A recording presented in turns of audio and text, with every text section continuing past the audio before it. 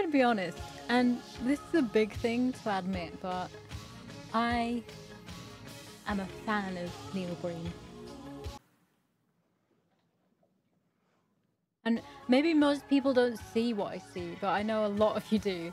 Neil is a living legend, having gained this cult following via word of mouth and movie YouTube channels like RLM, YMS, IHE, etc.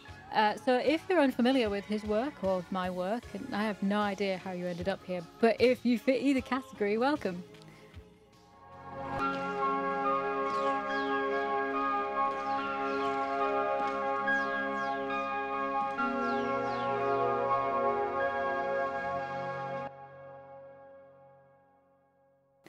How many people can say they've made 5 theatrical independent feature films? 6 feature films that have, well, they've tried to have a poignant message in there. And he did it by himself. Like, basically all of it. And when you think he got some outside help, psych, he did that too. A lot of work gone into those films. So this message is coming from a place of love. You fucking sold out. And to be fair, I would too. So who is Neil Breen? I don't know, but he does. I think low budget is like without big investments from a major studio or a private investor. And special hats off to budgets under $100,000 because that is when the magic happens. So Neil has managed to put out all these films independently from his own pocket or via fundraising. Rumour has it he made his money initially as an architect and filmmaking was a hobby. You could totally be given a massive budget and make an awful movie though, I bet. Neil's movies are a fucking trip. They usually involve an evil conspiracy theory, AI, good and evil identical twins from another planet, and younger, attractive ladies. The acting is... He killed himself! He killed himself! the habiter.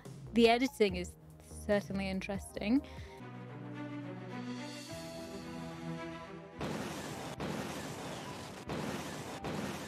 Follow me. They can't hurt me. You won't get hurt. Follow me. And if we're lucky, it's all tied together with a healthy amount of green screen and stock footage. Maybe a drone. And his fast cars. He usually plays the main character too, of course, and it's fun and you can see he's doing what he loves to do. All of these took place before he took off a bit on the internet, with reviews cracking jokes and poking fun at how bad they are. The best performance in the movie is his hair in the scene where the wind is blowing. The thing is, that's why we enjoy him. The unexpected dialogue and weird edits, and things not making sense is great. I don't need much to live on anymore. I just eat tuna out of the can and live in the car.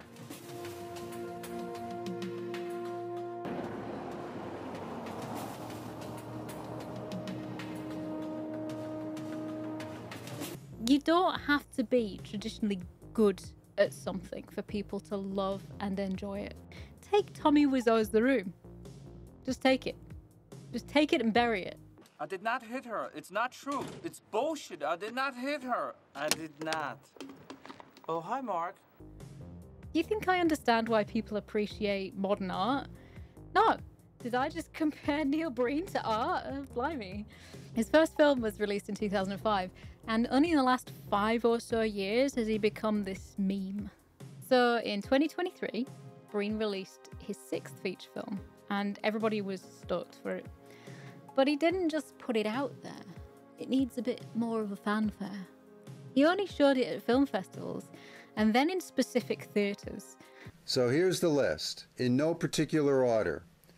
The Prince Charles Cinema in London, the Summerfield Theatre in Santa Rosa, California, the Royal Theatre in Toronto, the Texas Theatre in Dallas, the Sunray Theatre in Jacksonville, Alamo, Austin Village, Alamo, Charlottesville, Alamo, Chicago, Wrigleyville, Alamo, Dallas, Fort. And mostly those in the US, which is standard for indie films. So myself and others had to patiently await the full release. By which I mean you can only watch his movies by buying a DVD from the movie-specific website. A DVD-R, no art, no subtitles, for $35. And this won't be on streaming services for ages yet. 2013's Fateful Findings is on Prime for £14 now, but other than that and Twisted Pair, you gotta pay up front for the disc, plus international shipping and import costs. There aren't any bundles or box sets. Go to each film's independent website and place your order, where Neil will personally burn you a DVD and throw it in a mailer, and people will pay it. I'm all for supporting indie filmmakers, animators, game devs. It's simultaneously growing easier to create incredible stuff and having it spread across the world, while it gets harder to actually make a living wage from it. So for Neil to charge the cost of £36, what would you buy for £36? What would I buy for £36 is the question. I say go for it. But for Cade, I think I'll find a cheaper option. I think he became self-aware, like the AI that he was warning about all along. He sees the traction these movies gained. Neil Breen. Oh my God! Oh my God! There were no locations. Yeah! Yeah! Oh. He sees people cheering on the credits and the standing ovations and the excitement, and he thinks to himself, I gotta give the people what they want, while also thinking, I could fund many more movies this way. And he just guts the charm out of his next movie. Film stock, too expensive. Shoot on video. Location scouting, too time consuming. We have this green screen space I can rent. Cast, 5 people, some wigs. Story? Sure, why not, I guess. At this stage, I don't think he is completely oblivious to the breadth of his own talent. I think he knows his limitations, and I'm not sure his ego overrides it. This man has degrees, and you're telling me he thinks this is to be taken seriously?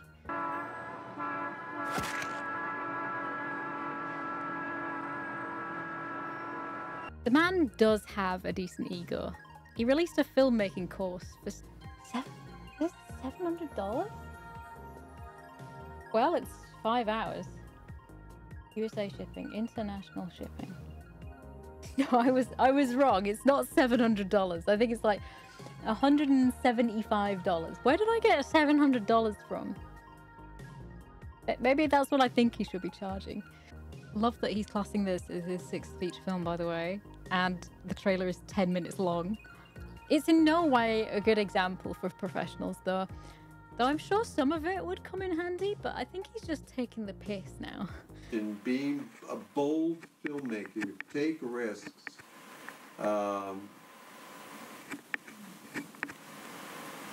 So that's really... I'm on to you, Breen. Plus, he's old. Making movies isn't always the easy and glamorous lifestyle we imagine. And when you insist on filling every role ever, it can get a little bit tiring. For Cade, the Tortured Crossing, there was not a single location outside of a green screen room. There were 16 actors, some wigs and some editing to multiply those people, but the plot was so floppy I couldn't stay with it. Maybe it's just too complex for me. What the hell's going on here? What the hell's going on here? But this is what I picked up in bullet point form. Cade is one of the AI twins I mentioned. Thank you for that introduction. And he gives money to a mental asylum to restore it. The patients are undergoing genetic testing. Oh my God! Cale is his evil twin. You can tell by the beard, and he is involved in this genetic testing. Somehow. He grabs homeless people to put in the mental hospital to do the testing on. I think the 2 women who run it are corrupt somehow, but one of them falls in love with Cade, so she's good. There's a tiger who can fight. that's actually a magic woman. She disappears for ages. There are ninjas, or bad guys with balaclavas. There's an SUV drink driving crash where the man, who is actually the editor, is neither drinking nor driving.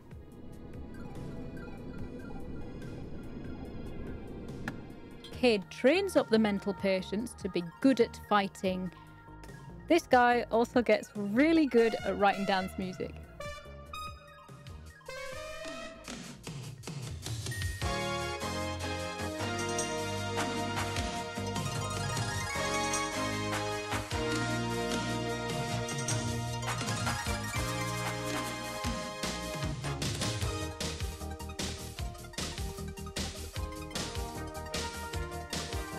This is what you'll be able to accomplish by completing this easy-to-follow video.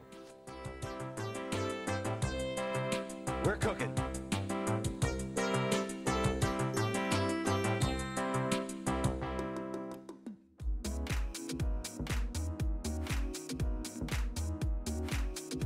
Considering Neil's love for AI, I wouldn't be surprised if he just fed some data into ChatGPT and said, write me a movie script.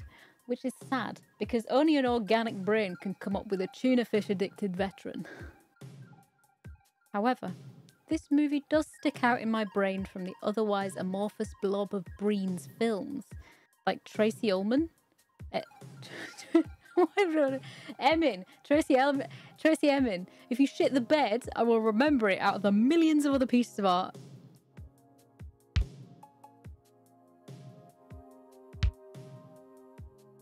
So none of it makes sense. The actors can't act, we haven't got a real room, and the editing made me feel like I was having a flashback episode. Damn, we need to make this an even fun. In conclusion, this is just a bad film. Like, bad. He already has another in the works, and if this is the direction we're going, just leave me at the side of the road. It's my hope, however, that Neil is making whatever movies he wants to make and loves the outcomes each time, and people pay him $40 for the pleasure. I hope he inspires generations of YouTube bingers. Go on, try it yourself. It's still better than a Marvel movie.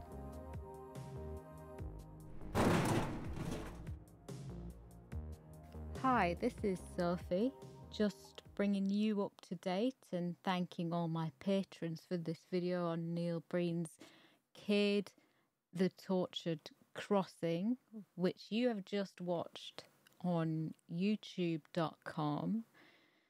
So those who have pledged, there's around 80 total members, so the following is an audio list of those members. The video will be up now through September, and you don't need to buy tickets, but I wanted to give you all a heads up on the members who made this possible. The people are in the United States, Canada, Europe, the UK, and Australia. So here's the list in no particular order. Mark Seacos, Apple Snaps, Yorick Williamson, JP Lindbergh, Tommy Allen, Patrick Casey, Flan, David Ahuya, Kay, Ryan Down, Eugene Ramirez, Brakuafai, Sam George, Haru, Drew, Timothy Hunter, Atlas, NR7, Double C, Scott, Alex Lamont, Ryan C, David W, Christian, Ben Borthwick, David Brignall, Kyle, Game Fanatic, Robert Dunn, Michael, Kevin Biz, Fraxinus, Alex Hackman, Michael Gurr, Toshkin, Black Rabbit, Becca FC, Elder, Philip Fry, James Wilson, K-hyphen, someone underscore else, Olaf's, X's NL, Guts Aplenty, Martin, Colonel XB, Jordan Valentine, Doom Sailor, Simon Darnell, and Dave Freer. So those are the patrons who pledged to make this video possible. And thank you. I'll see you in the next one. Like, comment, and subscribe.